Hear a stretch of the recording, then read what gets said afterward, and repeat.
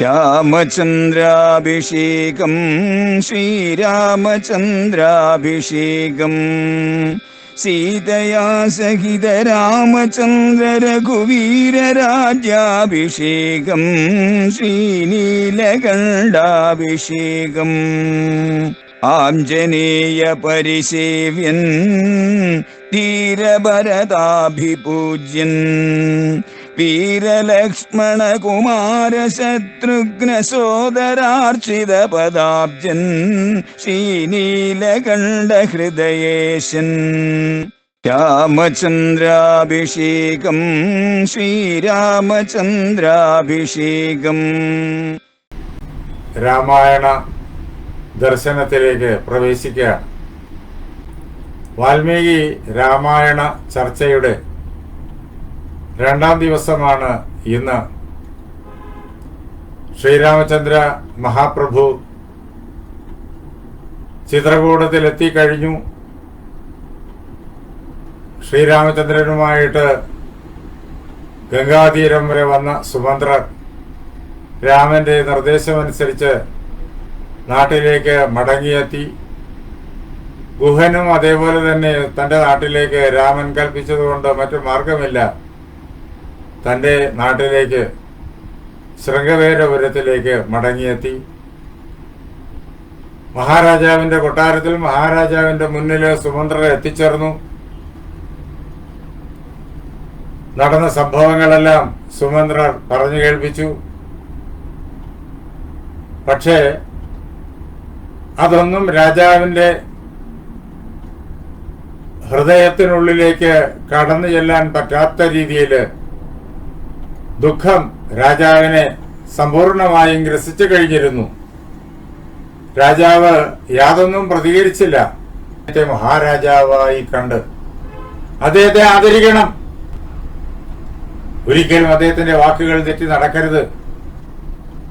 അദ്ദേഹം തന്നെയാണ് രാജ്യത്തിന്റെ മുഴുവൻ അധികാരി. അത് മുഴുവൻ നടപ്പിലാക്കാൻ ഉള്ള ചുമതല നിന്നിൽ വന്നു ചേർന്നിരിക്കുന്നു.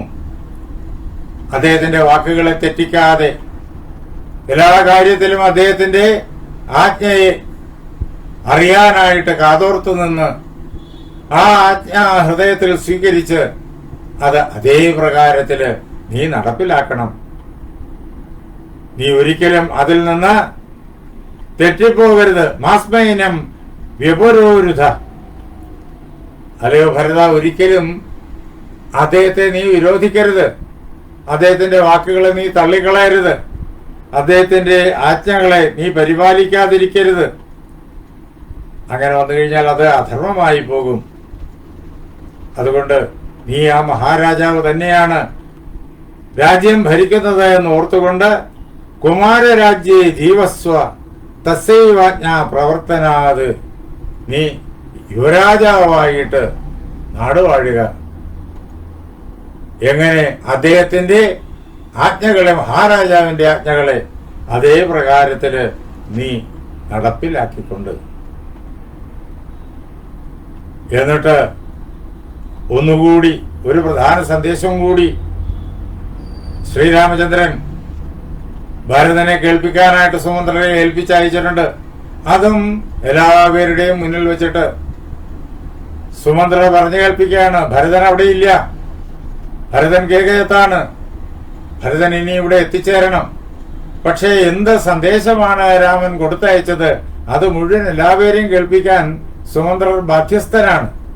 അദ്ദേഹം അതുകൊണ്ട് ഒന്നും രഹസ്യമാക്കി വയ്ക്കാതെ അതെല്ലാം കേൾപ്പിക്കുകയാണ്. രാമൻ ഒന്നുകൂടി പറഞ്ഞു, അബ്രവീച്ചാഭിമാം ഭൂയോ വൃശമശ്രൂണി വർത്തയൻ. ശ്രീരാമചന്ദ്രൻ വീണ്ടും കണ്ണു നിറഞ്ഞ് കണ്ണിൽ നിന്ന് ധാരധാരയായിട്ട് കണ്ണുനീർ പ്രവഹിപ്പിച്ചുകൊണ്ട് വീണ്ടും എന്നോട് പറഞ്ഞു, ഭരതനോട് പറയാനുള്ളതായ വാക്യം, മാതേവ മമ മാതാത്തെ ദ്രഷ്ടവ്യ പുത്രഗർഭിണി. പുത്രനോട് അങ്ങേയറ്റം വാത്സല്യമുള്ളവളാണ് എന്റെ അമ്മ കൗസല്യ.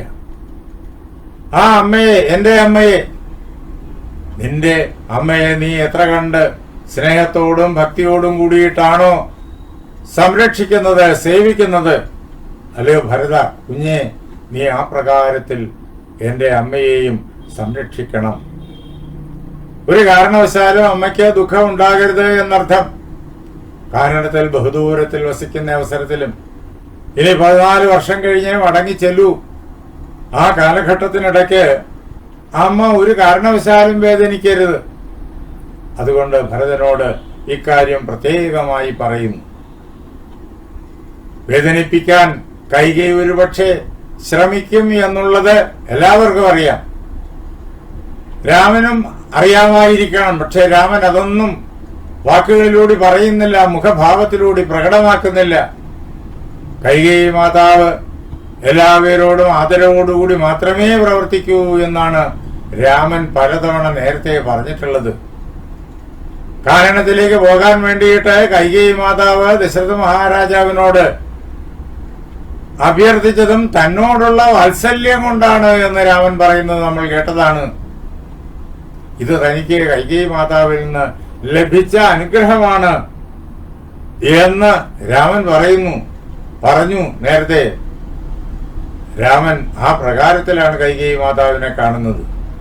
ആരിലും ഒരു കുറ്റവും കാണുന്നില്ല, ആരിലും ഒരു ദോഷവും കാണുന്നില്ല.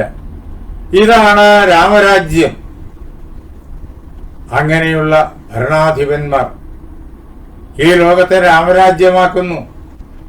അങ്ങനെയുള്ള ഗൃഹസ്ഥന്മാർ ഈ ലോകത്തെ രാമരാജ്യമാക്കുന്നു.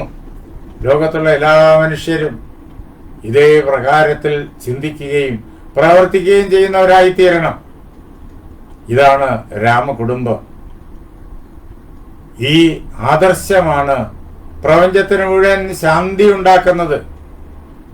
ഭൗതിക ശാസ്ത്രരംഗത്ത് നമ്മുടെ ശാസ്ത്രകാരന്മാര് വളരെയേറെ കഠിനാധ്വാനം ചെയ്ത് അനേകം കണ്ടെത്തലുകൾ നമുക്കായി നേടിത്തന്നു. പലരും സ്വജീവിതം ഹോമിച്ചാണ് ശാസ്ത്രരംഗത്ത് വലിയ വലിയ കണ്ടെത്തലുകൾ തന്ന് നമ്മെ അനുഗ്രഹിച്ചത്. റേഡിയം എന്നുള്ളതായ റേഡിയോ ആക്റ്റീവായിട്ടുള്ള ആ മൂലകത്തെ ആദ്യമായി കണ്ടെത്തിയ മാഡം ക്യൂറി, ആ വനിത, ആ ശാസ്ത്രജ്ഞ തന്റെ ജീവിതത്തിൽ അനുഭവിച്ചതായിട്ടുള്ള വേദന ഈ ലോകത്തില് ആരെയും വേദനിപ്പിക്കും, ആരെയും അത്ഭുതപ്പെടുത്തും. അവർണ്ണനീയമായ വേദനയാണ് ആ റേഡിയോ ആക്റ്റീവ് പദാർത്ഥം അവർക്ക് സമ്മാനിച്ചത്. പക്ഷെ അത് ശാസ്ത്രത്തിന്റെ വലിയൊരു മണ്ഡലത്തെ തുറന്നിട്ടു. ഒരു പുതിയൊരു മേഖല ഭൗതിക ശാസ്ത്രജ്ഞന്മാരുടെ കൺമുന്നില് തെളിഞ്ഞു വരികയായിരുന്നു. മാഡം ക്യൂറിയുടെ ആ തപസ്സിലൂടെ, അതൊരു മഹാതപസ്സായിരുന്നു. ഇങ്ങനെ ആയിരം ശാസ്ത്രകാരന്മാർ പല പല പ്രകാരത്തിൽ സ്വന്തം ജീവിതം ഹോമിച്ചും പലതും നഷ്ടപ്പെട്ടും ഉപദ്രവങ്ങളും അപമാനങ്ങളും ഏറ്റുവാങ്ങിയും ഒക്കെ പല കോണുകളിൽ നിന്നിട്ട് അവർക്ക് ഉപദ്രവങ്ങൾ ഉണ്ടായിട്ടുണ്ട്. ഭൂമി ഉരുണ്ടതാണ് എന്ന് പറഞ്ഞതിന് ചുട്ടുകൊന്നു ശാസ്ത്രകാരന്മാര് യൂറോപ്പില്. ഭാരതം ആയിരത്താണ്ടുകൾ മുമ്പേ തന്നെ ഭൂമി ഗോളമാണ് എന്ന് കണ്ടെത്തി. ആ ഗോളത്തിന്റെ വലിപ്പം, അതിന്റെ സഞ്ചാരപഥം, അതിന്റെ വേഗത, മറ്റു ഗോളങ്ങളും ഇതും തമ്മിലുള്ളതായ ബന്ധം ഇത്യാദികളെല്ലാം അന്നേ തന്നെ ആയിരത്താണ്ടുകൾ മുമ്പേ തന്നെ കണ്ടെത്തിയ ഋഷീശ്വരന്മാര് അതെല്ലാം മഹാഗ്രന്ഥങ്ങളായിട്ട് എഴുതി വെച്ചു. ആര്യഭട്ടന്റെ ആര്യഭടീയം നമുക്കറിയാം, ഭാസ്കരന്റെ ഭാസ്കരീയം നമുക്കറിയാം. ഇങ്ങനെ എത്രയോ ഗ്രന്ഥങ്ങൾ ആയിരത്താണ്ടുകൾക്ക് മുമ്പുണ്ടായത്. ഇന്ന് ഭൂമി ഗോളമാണ് എന്ന് കണ്ടുപിടിച്ചത് പാശ്ചാത്യരാണ് എന്നൊക്കെ പറഞ്ഞ് ഇന്ന് നമ്മുടെ സ്കൂളുകളിലും കോളേജുകളിലും പഠിപ്പിക്കുന്നു. ഈ ഗ്രന്ഥങ്ങളെല്ലാം ഇന്നും ഇരുട്ടിൽ നിക്ഷിപ്തമായി കിടക്കുന്നു. ഇതൊക്കെ എല്ലാവർക്കും അറിയാം, അറിഞ്ഞുകൂടാത്തതല്ല, പുതിയ ജ്ഞാനമൊന്നുമല്ല. ആ ഗ്രന്ഥങ്ങളെല്ലാം പ്രസിദ്ധീകൃതമാണ്. എല്ലാ ഭാഷകളിലേക്കും മിക്ക ഭാഷകളിലേക്കും അതിന് വിവർത്തനങ്ങളും വ്യാഖ്യാനങ്ങളും ഒക്കെ ഉണ്ടായിട്ടുണ്ട്. പക്ഷെ ഇത് പഠിക്കാൻ ഭാരതീയർ ഇന്നും തയ്യാറായിട്ടില്ല. ഭാരതത്തിന് വെളിയിലുള്ള സർവകലാശാലകളിൽ ഈ ഗ്രന്ഥങ്ങളെല്ലാം വളരെ ശ്രദ്ധയോടുകൂടി പഠിക്കുന്നു. പക്ഷെ ഭാരതീയർ ഇന്നും പഠിക്കാതെ അതിനെ നിരസിച്ചു തള്ളിയും ആക്ഷേപിച്ചു തള്ളിയും നമ്മുടെ ഭാരതത്തിലെ ആയിരത്താണ്ടുകൾ മുമ്പ് ഇവിടെ ജീവിച്ചിരുന്ന നമ്മുടെ ശാസ്ത്രകാരന്മാര്, അവരെ നമ്മുടെ ഭാഷയിൽ ഋഷിമാർ എന്നാണ് പറയുക. അവരെ ഇന്നും അപമതിക്കുന്നു, അവരെ ഇന്നും പല പ്രകാരത്തില് വേദനിപ്പിക്കുന്നു. അതാണ് ഇന്നും ഭാരതത്തില് നടന്നുകൊണ്ടിരിക്കുന്നത്. അക്കാദമിക് മേഖലകളിൽ ഒന്നിലും ഇങ്ങനെ സ്കൂളിന്റെ താഴെത്തട്ട് മുതൽ അവിടെ എങ്ങും പ്രാചീന ഭാരതത്തിലെ ശാസ്ത്രകാരന്മാർക്ക് ഇനിയും ഈ സ്വതന്ത്ര ഭാരതത്തിൽ 75 വർഷമൊക്കെ കഴിഞ്ഞിട്ട് എത്രയോ ആയി, ഇനിയും പ്രവേശനം ലഭിച്ചിട്ടില്ല. അങ്ങനെ ഭാരതം ലോകത്തിന് നൽകിയിട്ടുള്ള ജ്ഞാനത്തിന്റെ മണ്ഡലങ്ങൾ വലുതാണ്. അധ്യാത്മശാസ്ത്രം മാത്രമല്ല, അധ്യാത്മശാസ്ത്രം ഏറ്റവും വലിയ കണ്ടെത്തലാണ്. അത് മാത്രമല്ല, ഭൗതികശാസ്ത്രവും അതിൽ കൂടി നാം അറിയേണ്ട ജീവിതക്രമം, അതാണ് വസുധൈവ കുടുംബകം എന്ന് ഋഷിവര്യന്മാർ പറഞ്ഞു വെച്ചത്. അതിന് വലിയൊരു മാതൃക നാം ഇപ്പോൾ ഈ അവസരത്തിൽ നേരിട്ട് കാണുന്നു. അതാണ് ഈ സർഗങ്ങളുടെ അങ്ങേയറ്റത്തെ പ്രാധാന്യവും. ഇങ്ങനെ സുമന്ത്രര് മഹാരാജാവിനോട് ശ്രീരാമചന്ദ്രന്റെ കാര്യങ്ങൾ, അദ്ദേഹത്തിന്റെ വാക്കുകൾ പറഞ്ഞ് കേൾപ്പിക്കുമ്പോൾ ശ്രീരാമചന്ദ്രനെ കുറിച്ച് ചിന്തിച്ച് രാജാവ് അങ്ങേയറ്റം ദുഃഖിതനായി. അദ്ദേഹം പരമദീനതയോടുകൂടിയിട്ട് കണ്ണുനീർ പ്രവഹിപ്പിച്ചുകൊണ്ട് വീണ്ടും മോഹാലസ്യപ്പെട്ടു. മോഹാലസ്യത്തിൽ നിന്ന് ഏറെ കഴിഞ്ഞ് ഉണർന്നതിന് ശേഷം അദ്ദേഹം വളരെയേറെ പണിപ്പെട്ട് സൂതനോട്, സുമന്ത്രരോട് ഇങ്ങനെ പറഞ്ഞു: അല്ലയോ സുമന്ത്രരെ, എനിക്ക് എന്റെ ജീവിതത്തിൽ പറ്റിപ്പോയ ഏറ്റവും വലിയ അബദ്ധമാണ് ഇപ്പോൾ ഈ കുടുംബത്തെയും എന്നെയും ഈ കുടുംബത്തിലുള്ള എല്ലാവരെയും ഈ നാട്ടിലുള്ള സർവ്വജനങ്ങളെയും ലോകത്തെയും ഭയങ്കരമായ ഈ ദുഃഖത്തിലേക്ക് വലിച്ചെറിഞ്ഞത്. അദ്ദേഹം പറയുന്നു: കൈകേയ്യ വിനിയുക്തേന പാപാഭിജനഭാവയ മയാന മന്ത്രകുശലൈഹി വൃദ്ധൈ സഹ സമർത്ഥിതം. തന്റെ തെറ്റ് അദ്ദേഹം ഏറ്റുപറയാണ്. പാപം മാത്രം ചിന്തിക്കുകയും പാപം മാത്രം പറയുകയും പാപം മാത്രം പ്രവർത്തിക്കുകയും ചെയ്യുന്ന ക്രൂരപ്രകൃതിയായ ആ കൈകേയി നിർബന്ധപൂർവമായിട്ട് പറയുന്ന അവസരത്തില് ഞാൻ അതിനെക്കുറിച്ച്, അതിന്റെ ഗുരു ലഘുത്വങ്ങളെ കുറിച്ച് ആലോചിക്കണമായിരുന്നു. അത് മുഴുവൻ ഒരാളിന് മനസ്സിലാക്കാൻ കഴിയാത്തതാണ് ഗുരു ലഘുത്വങ്ങൾ എന്ന് വന്നാൽ പോലും തനിക്ക് വേണ്ടുന്ന ഉപദേശം നൽകാൻ വേണ്ടിയിട്ടുള്ള ആളുകൾ ഇവിടെയുണ്ട്. മന്ത്രകുശലൈർ വൃദ്ധൈഹി, ഉപദേശിക്കാൻ കഴിവുള്ളവരായ, അറിവുള്ളവരായ, വേദജ്ഞാനമുള്ളവരായ, അങ്ങനെ വയോവൃദ്ധന്മാർ മാത്രമല്ല ജ്ഞാനവൃദ്ധന്മാരായിട്ടുമുള്ള അനേകം ആളുകൾ ഇവിടെ ഈ കൊട്ടാരത്തിലുണ്ട്. അവരോട് എനിക്ക് ആലോചിക്കാമായിരുന്നു.